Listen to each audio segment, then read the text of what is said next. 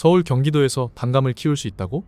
영하 20도에서도 감 500개 주렁주렁 달리게 하는 비법. 안녕하세요. 텃밭과 건강입니다. 내일부터 영하 7도까지 떨어진다는 기상예보 보셨죠? 이렇게 추운 겨울, 여러분은 어떻게 준비하고 계신가요? 오늘은 좀 특별한 이야기를 해드리려고 합니다. 바로 서울 경기 같은 추운 지역에서도 감나무를 키울 수 있다는 거예요.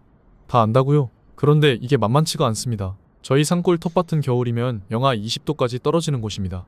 이런 곳에서 작년에는 겨우 30개 정도 열렸던 둥시감이 올해는 무려 500개가 주렁주렁 달렸어요. 이웃들과 나눔도 하고 홍시도 만들고 곶감도 만들어 먹고 있습니다. 추운 곳에선 감이 안 된다? 많은 분들이 이렇게 생각하세요. 감나무는 따뜻한 남부지방에서나 되는 거 아니야? 서울이나 경기도에서 감이 열릴 리 없지. 아닙니다. 품종만 제대로 선택하면 중부지방에서도 충분히 가능해요. 실제로 서울 이남, 특히 서부 경기도나 인천 강원도 해안 쪽은 도시열과 해풍 때문에 추위에 강한 단감 재배가 가능합니다. 부천 지역에서 직접 촬영하고 맛봤던 단감인데요. 작았지만 정말 달고 맛있더라고요. 와, 집집마다 감나무가 있네요. 이건 단감같이 생겼지만 납작감 같기도 하네요. 아, 저기 대봉감도 보입니다. 감이 큼직한 게 감 중에서 왕이죠. 대봉감도 서울 이남 일부 지역에서는 가능합니다. 오, 드디어 여기. 이건 단감입니다. 품종은 잘 모르겠지만 추위에 강한 단감인 것 같네요. 하지만 저희처럼 영하 20도까지 떨어지는 산간 지역에서는 솔직히 말씀드리면 둥시감만 정답입니다. 자, 그럼 우리 지역에서는 어떤 감을 키울 수 있을까요?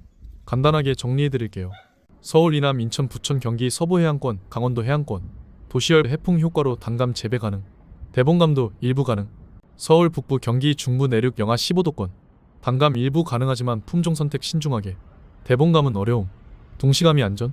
겨울 영하 20도 이하 산간 지역 둥시감만 가능. 이건 정말 확실합니다.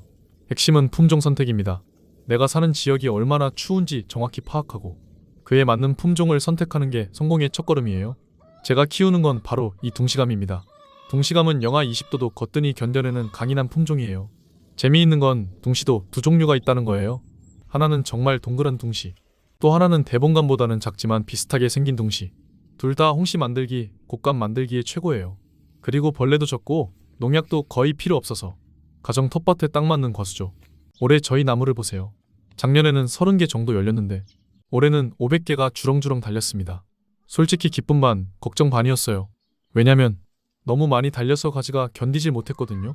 감이 점점 커지면서 가지들이 여기저기 축 처지기 시작했어요. 특히 수확 직전에는 가지 5개가 부러지면서 총 70개가 넘게 떨어졌습니다. 한 번에 우르르 떨어진 게 아니라 시간이 지나면서 이 가지, 저 가지 계속 부러진 거예요. 그 순간들이 참 아깝더라고요. 예방법. 감이 작을 때 솎아주기. 한 가지에 너무 많이 달리면 미리 솎아줍니다. 지지대로 받쳐주기. 감이 많이 달린 가지는 막대기나 지지대로 받쳐주세요. 이렇게만 해도 가지 부러지는 걸 많이 막을 수 있습니다. 하지만 다르게 생각하면 그만큼 나무가 건강하고 튼튼하게 자랐다는 증거이기도 하죠. 이게 바로 추운 지방에서도 감나무가 잘 자랄 수 있다는 살아있는 증거입니다. 얼마 전 강원도 정선에 놀러 갔었는데요. 강원도 내륙인데도 여기저기 감이 많이 달려있네요. 확실히 지구온난화가 되고 있나봐요. 병해 관리 최소한의 방제로 건강하게. 감나무 키우면서 가장 궁금하신 게 병해충 관리죠? 좋은 소식이 있어요. 감나무는 다른 과수에 비해 농약을 거의 안 쳐도 됩니다. 하지만 두 가지 병은 알아두셔야 해요. 첫 번째, 탄저병 7에서 9월. 잎까지 과실에 원형이나 타원형 반점이 생기고 특히 과실은 움푹 들어가면서 썩어요. 주로 장마철 습기가 많고 통풍이 안 될 때 생깁니다. 예방법은 간단합니다. 통풍을 잘 되게 해주는 것. 가지를 너무 빽빽하게 놔두지 말고 7에서 8월경 살균 살충제 한 번만 뿌려주면 충분합니다. 두 번째, 둥근 무늬 낙엽병 9, 10월. 잎에 검은 반점이 생기다가 담갈색으로 확대되면서 낙엽이 일찍 떨어집니다. 열매도 조기에 낙과할 수도 있어요. 심하면 나무가 약해져요. 이것도 예방이 중요한데요. 과습 피하기, 바람 잘 통하게 전정하기, 가을에 병든 잎은 모두 모아서 태워버리기. 이렇게만 해주면 됩니다. 그 외 흰가루병, 뿌리옥병, 깍지벌레 피해 등이 있어요. 저는 1년에 딱 2번만 합니다. 봄에 석회유황합제 1번, 여름 6에서 8월경 살균 살충제 1번. 이게 전부예요. 다른 과수에 비하면 정말 손이 안 가는 편이죠. 사실 둥시 약 1번도 안 쳐도 충분히 수확할 수가 있겠지만 저는 혹시나 하는 예방 차원에서 2번 정도 치고 있어요. 그래서 초보자분들도 충분히 키울 수 있습니다. 자, 이제 가장 중요한 부분입니다. 추운 지방에서 감나무 재배의 성패를 가르는 것. 바로 겨울나기예요. 특히 첫 해 겨울나기가 정말 중요합니다. 저도 작년에 묘목 세 그루를 구입해서 심었는데요. 첫 겨울을 무사히 넘기는 게 얼마나 중요한지 뼈저리게 느꼈습니다. 첫째, 뿌리 보온이 가장 중요. 뿌리가 얼면 다음 해에 바로 나무가 죽습니다. 왕겨, 낙엽 볏짚을 20에서 30cm 두껍게 깔아주세요. 이게 생명줄입니다. 없으면 퇴비푸대나 비닐이라도 덮어두면 됩니다. 둘째, 줄기 보온 재료 선택이 중요. 줄기를 감싸는 재료로는 녹화마대, 차광막 재질, 보온 부직포, 두꺼운 부직포, 신문지 여러 겹, 이런 것들을 사용할 수 있습니다.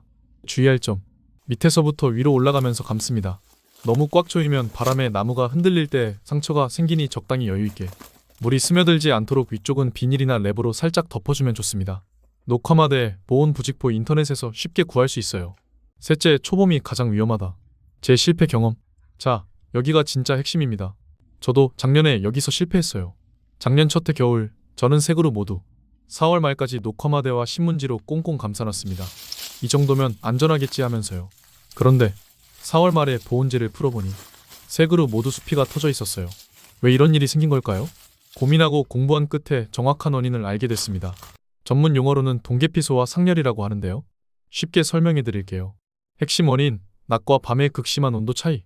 2월, 3월이 가장 위험합니다. 낮에는 따뜻한 햇빛이 나무 줄기, 특히 남쪽 면을 강하게 비춥니다. 보온재를 감싸놨어도 낮 동안 열이 안쪽에 갇히면서 줄기 온도가 20도 이상 올라가요. 그러다가 해가 지면 영하 10도, 영하 15도로 급격하게 떨어지죠. 이 과정이 반복되면서 낮에 나무 속 수액이 녹고 형성층 조직이 부풀어 오름, 밤에 급격히 얼면서 수축하고 수분이 이동, 반복, 팽창, 수축을 계속하다가 결국 딱 터짐. 특히 1년생 어린 묘목은 수피가 얇고 뿌리도 완전히 자리 잡지 못해서 이런 온도, 스트레스에 훨씬 더 취약합니다. 보온재가 오히려 문제를 악화시킨 이유. 제가 4월 말까지 감싼 게 실수였던 이유는 습기가 계속 차면서 형성층이 물러짐. 보온재가 낮 열을 가두고 밤에는 급격히 식으면서 온도차가 더 커짐. 환기가 안 되어 조직이 약해진 상태에서 동결, 해빙 반복. 보온을 잘했다고 생각했는데 오히려 보온재가 온도 차이를 더 극심하게 만들었던 거예요. 딱 맞는 시기에 풀어주지 못한 게 문제였습니다. 올바른 해결책, 제가 올해는 이렇게 했습니다. 1단계, 3월 중순 하순. 낮에만 보온재를 살짝 열어서 환기, 밤에는 다시 감싸기, 습기 제거가 목적. 2단계, 4월 초중순. 날씨 예보를 보면서 강추위가 없으면 완전히 보온재 제거. 너무 늦게까지 두지 않기, 습기 문제. 핵심은 점진적으로 풀어주기입니다. 갑작스러운 온도 변화를 막고 습기도 적절히 관리하면서 나무가 서서히 봄을 맞이하도록 도와주는 거죠. 올해는 이 방법으로 모두 무사히 겨울을 넘겼고 그 결과가 바로 500개 수확이었습니다. 자, 겨울나기 방법을 알았으니 이제 실전 재배 팁을 몇 가지 더 알려드릴게요. 낮은 키로 키우세요. 추운 지방일수록 나무를 낮게 키우는 게 유리합니다. 바람 피해가 줄어들고 열매 따기도 편하고 눈이나 바람의 가지가 덜 부러져요. Y자형, 개심형으로 키우면 좋습니다. 저는 어릴 때 방치했더니 키만 너무 커서 전정을 할 수가 없네요. 물 관리. 여름, 물을 충분히 줍니다. 열매가 커지는 시기니까요. 가을, 물을 조금씩 줄여서 나무가 목질화되도록 합니다. 이게 동해 예방에 도움이 됩니다. 비료 관리. 감나무는 과한 비료를 싫어합니다. 퇴비를 너무 많이 넣으면 쓸데없이 긴 도장지만 막 나오고 열매는 안 달려요. 적당히 봄에 한 번, 가을에 한 번 정도면 충분합니다. 왜 감을 먹어야 할까? 감이 맛있는 건 다들 아시죠? 그런데 건강에도 정말 좋다는 거 알고 계셨나요? 항산화 효과. 혈관 건강을 지키고 염증을 완화시켜줍니다. 홍시가 되면 타닌이 사라져서 위장 부담도 없어요. 비타민C. 면역력을 높여주고 특히 겨울철 감기 예방에 좋습니다. 감안하면 비타민C 하루 권장량 충족. 식이섬유 베타카로틴. 변비 개선, 눈 건강에 도움을 줍니다.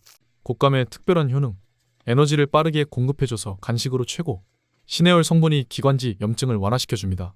겨울철 따뜻한 차와 함께 먹으면 정말 좋아요. 홍시의 특별한 효능. 소화가 잘 되고 숙취 해소에도 효과적입니다. 이렇게 몸에도 좋고 맛도 좋은 게 바로 감입니다. 하지만 당뇨병이나 신장이 약한 분은 적당히 섭취하는 것이 좋습니다. 홍시를 너무 많이 먹으면 오히려 변비가 될 수도 있어요. 11월의 향수. 솔직히 말씀드리면요. 홍시 만들어 먹는 것도 좋고 곶감 만들어 이웃과 나누는 것도 참 기쁩니다. 하지만 저는 11월이 되면 잎이 다 떨어지고 나뭇가지에 빨간 감만 주렁주렁 남아있는 그 모습을 보는 게 가장 좋습니다.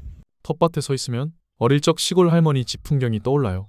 감나무 아래에서 맡았던 그 가을 냄새, 그 독특한 향수가 느껴집니다. 추운 겨울을 앞두고 빨갛게 익은 감들이 마치 우린 이렇게 강하다, 추위쯤은 이겨낼 수 있다 말하는 것 같아요. 멀리서 보면 꽃이 만발한 것처럼 보이네요. 그래서 저는 감나무를 더 좋아하게 된 것 같습니다. 여러분도 중부지방이라고 포기하지 마세요. 서울이라고, 경기도라고, 산골이라고 겁내지 마세요. 품종만 잘 선택하고 겨울나기만 제대로 준비하면 여러분도 충분히 감나무를 키울 수 있습니다. 생각보다 어렵지 않고 정말 깊은 행복과 추억을 선물해 줄 거예요. 오늘 영상이 도움이 되셨다면 구독과 좋아요 부탁드립니다. 궁금한 점은 댓글로 남겨주세요. 제가 아는 한 최선을 다해 답변 드리겠습니다. 다음 영상에서 또 만나요. 감나무와 함께 행복한 텃밭 생활하세요.